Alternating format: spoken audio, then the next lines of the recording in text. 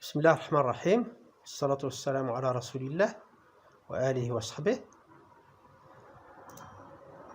أعزائي المشاهدين،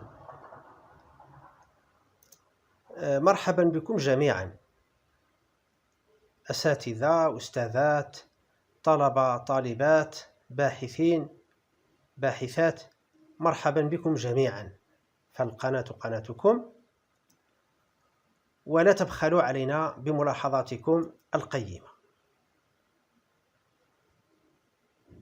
إذن هذه الحصة هي أول حصة بالنسبة للسنة الثانية، تخصصات MP مات فيزيك، بسي فيزيك et sciences de l'ingénieur، تسي تكنولوجي et sciences de l'ingénieur. هذه تخصصات في السنة الثانية بالنسبة لأقسام السنة، بالنسبة للأقسام التحضيرية، لكلاس بريباراتوار. نعم، وهذه هي أول حصة في الدورة، لذلك لا بد من تعليق بسيط على المحور الدراسي الذي سنتعرض له خلال هذه الدورة. المحور الدراسي بالنسبة إلى الدورة الأولى هو ما بعد الاستعمار، البوست كولونياليزم. اسمحوا لي بتمهيد قصير جدا حتى لا نتجاوز الوقت المسموح به للحصة. فلو بوست كولونياليزم il est lié à deux autres termes.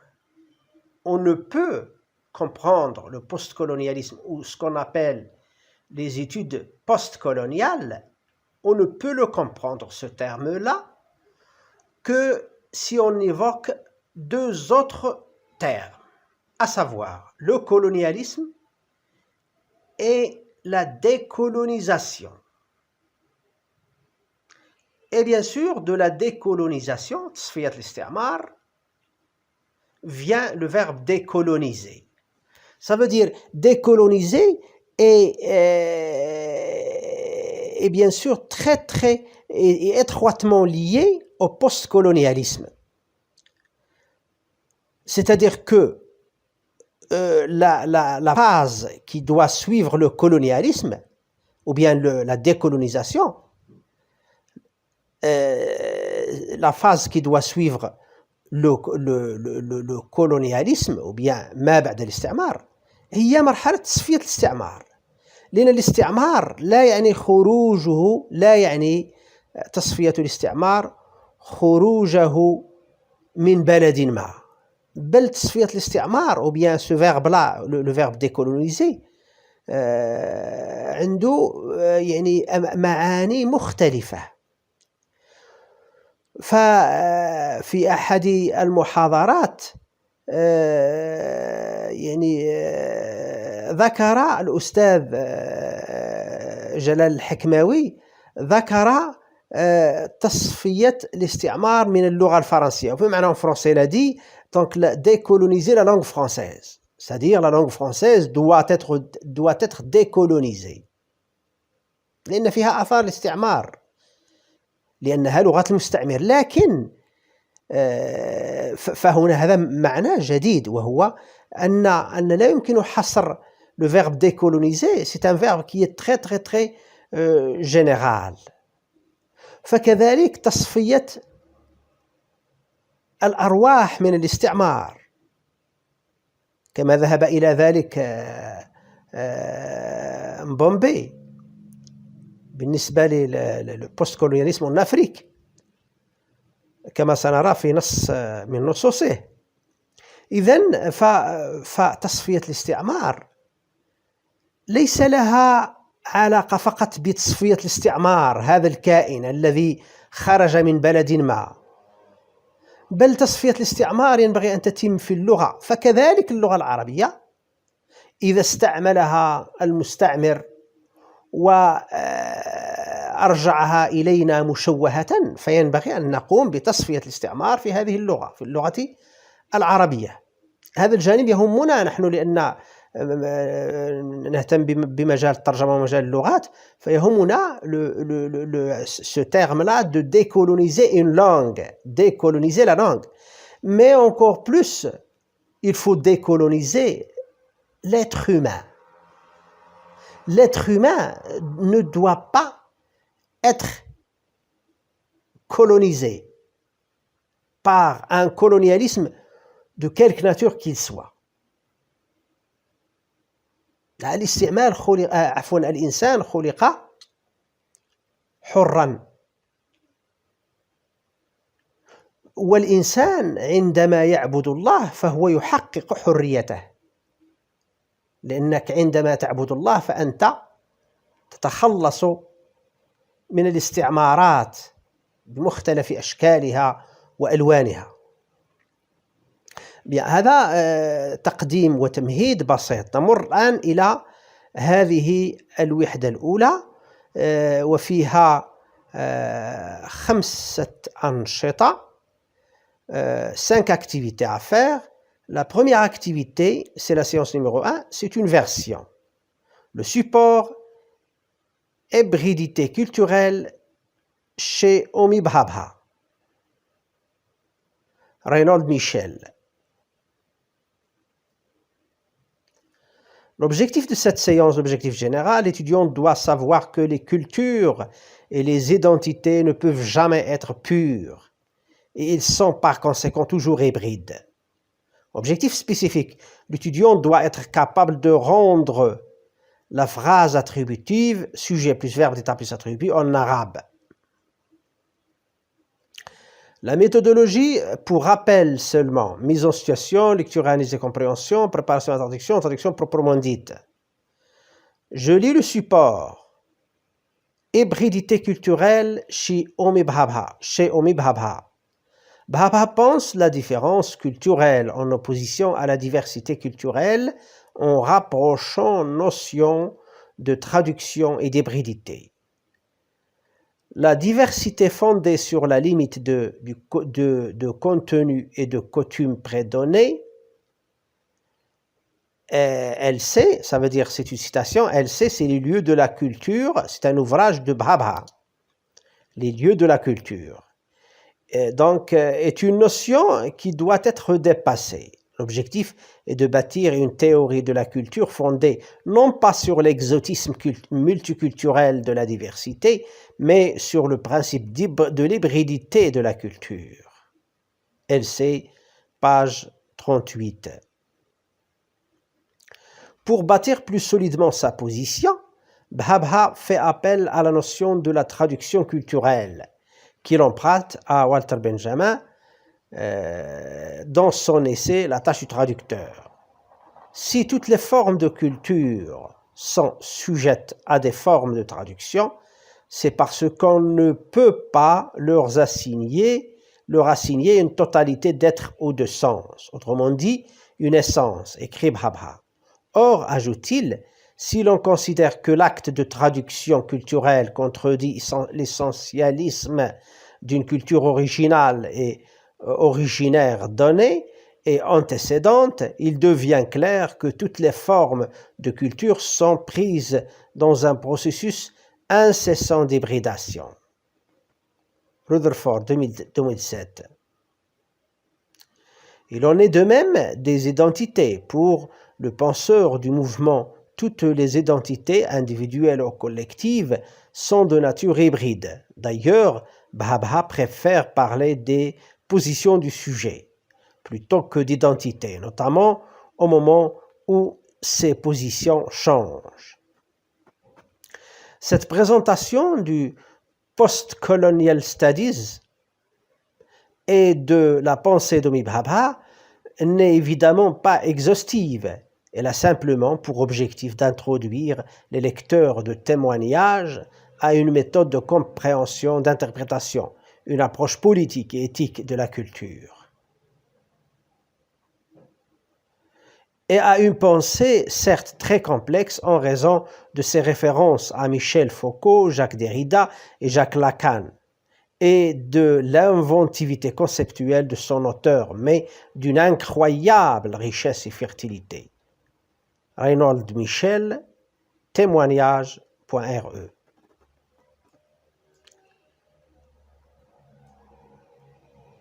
Qu'est-ce que vous connaissez du postcolonialisme? Le postcolonialisme est un courant de pensée dont les principaux fondements se situent dans les œuvres de Frantz Fanon, Peau noire, masque blanc, 1952, et Les damnés de la terre, 1961, le livre Portrait du colonisé d'Albert Memmi, et dans l'ouvrage L'orientalisme d'Edward Said, paru en 1978.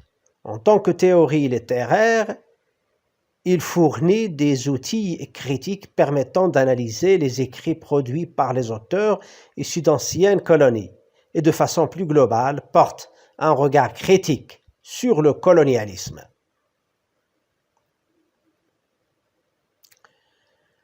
Qui est l'auteur? Claire Reynold Michel, citoyen rayonnier,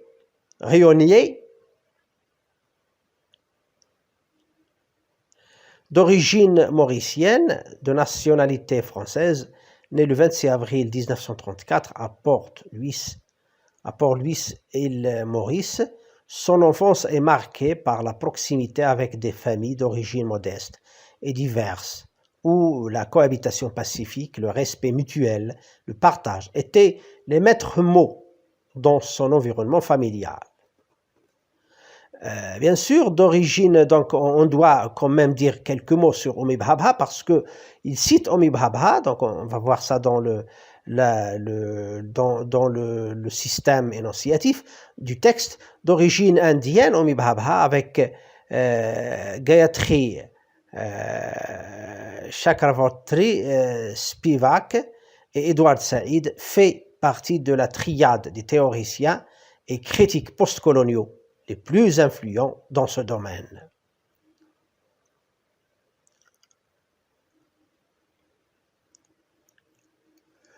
Composante énonciative, on va essayer de caractériser le texte, caractériser le système énonciatif de notre texte. Le locuteur clé Reynold Michel cède fréquemment la parole à Bhabha. Par conséquent, le système énonciatif est hétérogène, car le locuteur cède fréquemment la parole, comme on a déjà dit, à Homi Bhabha, autorité scientifique dans le domaine du postcolonialisme. Il s'adresse au lecteur de la revue électronique Témoignage. Composante textuelle, elle porte sur le genre et le type.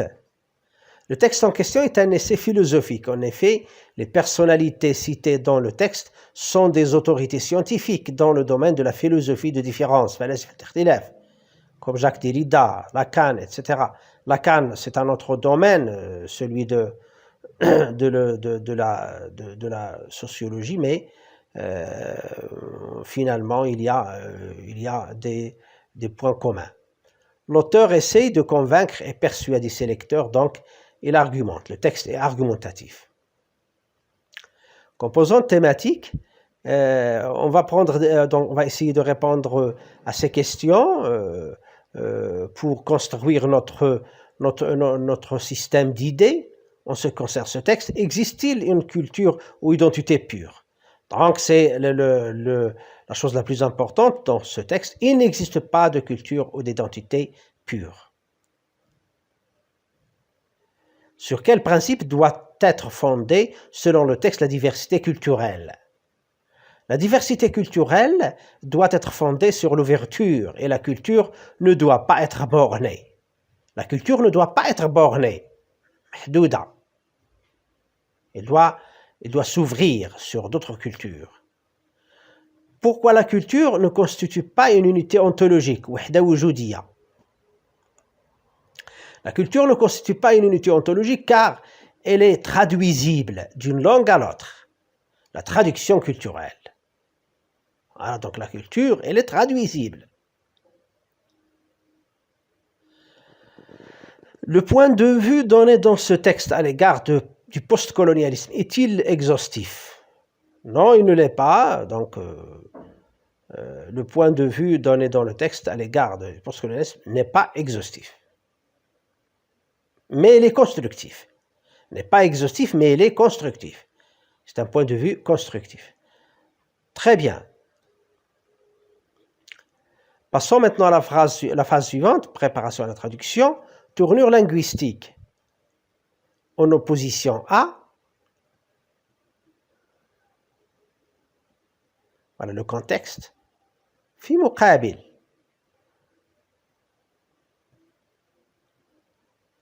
Bâtir plus solidement sa position. C'est le contexte. تحصين وجهة نظره وتقويتها.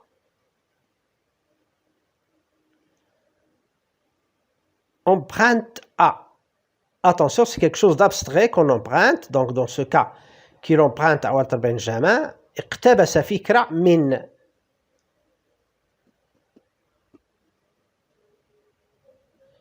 Sujette à. تقبل أن تكون موضوعا لي أو تخضع لي. Sujette, ça vient du sujet, sujette à. Mais dans ce cas, c'est un adjectif. Attribut. Lexique et terminologie. Il y a un verbe penser au début du texte. Baba pense la différence culturelle en opposition à la diversité culturelle. يقارب. Dans ce cas, on l'a traduit par يقارب. وليس يفكر. Coutume prédominée.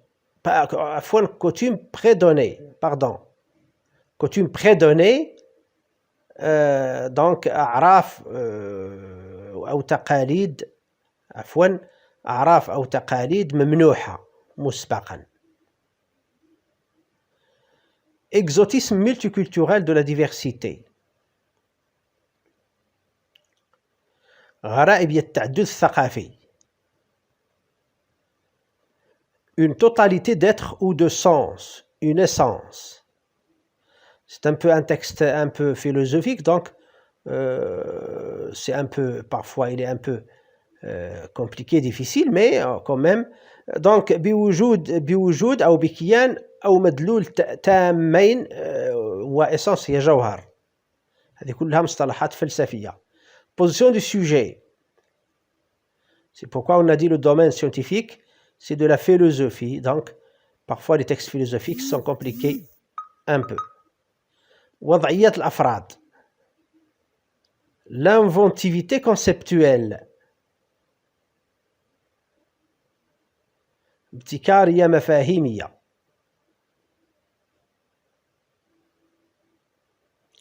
Phénomène morphosyntaxique. Comment rendre en arabe la phrase attributive.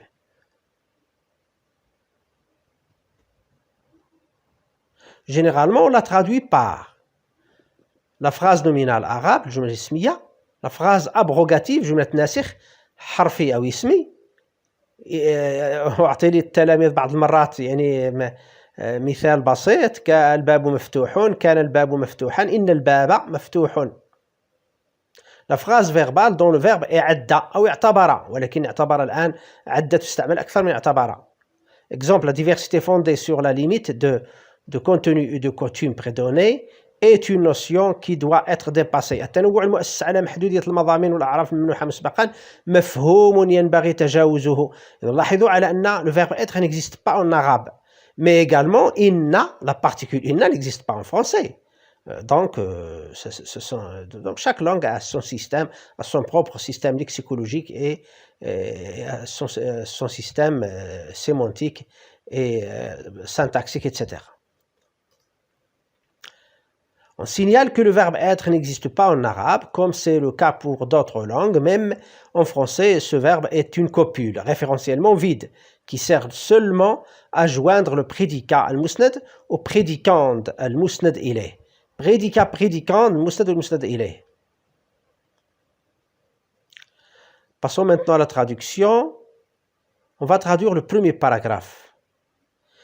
الهجونة الثقافية حسب أم بهابها يقارب بهابها الاختلاف الثقافي في مقابل التنوع الثقافي، وذلك بالتقريب بين مفهومي الترجمة والهجونة. فالتنوع المؤسس على محدودية المضامين والأعراف الممنوحة مسبقا من كتاب مواقع الثقافة لأم بهابها مفهوم ينبغي تجاوزه، والهدف هو بناء نظرية في الثقافة مؤسسة ليس على غرائبية التعدد الثقافي للتنوع، بل على مبدأ هجونة الثقافة. مصدر سابق صفحة 38. وحتى يتمكن بهابها من تحصين وتقوية وجهة نظره، فهو يثير مفهوم الترجمة الثقافية الذي اقتبسه من والتر بنجامين في مقالته مهمة المترجم. فإذا كانت كل الأشكال الثقافية تقبل أن تكون موضوعا لأشكال من الترجمات، فلأن ليس بمقدورنا أن نختصها بوجود أو مدلول تامين أو بصيغة أخرى بجوهر كما كتب بهابها. ويضيف قائلا: لكن إذا اعتبرنا أن فعل الترجمة الثقافية يتناقض مع مذهب جوهرية ثقافة أصلية أو أصيلة ممنوحة ومسبقة، سيصبح من الواضح أن كل أشكال الثقافة تفهم في إطار عملية تهجين دائمة. ويضيف قائلا: لكن إذا اعتبرنا أن فعل الترجمة الثقافية يتناقض مع مذهب جوهرية ثقافة أصلية أو أصيلة ممنوحة ومسبقة، فسيصبح من الواضح أن كل أشكال الثقافة تفهم في إطار عملية تهجين دائمة. والأمر ينسحب أيضا عن الهويات، فبالنسبة إلى منظر هذا التيار كل الهويات سواء منها الفردية أو الجماعية هي بطبيعتها هجينة، ولهذا نجد بهابها يفضل الحديث عن وضعيات الأفراد عوض الهوية، وعلى الخصوص عندما تتغير هذه الوضعيات. نتم الترجمة، لكن هذه الصورة التي تم بها تقديم الدراسات ما بعد الكولونيالية وفكر أم بهابها ليست بكل تأكيد شاملة، بل الهدف منها فقط إطلاع قراء مجلة شهادات تيمونياج على منهجية في الفهم والتأويل، وعلى مقاربة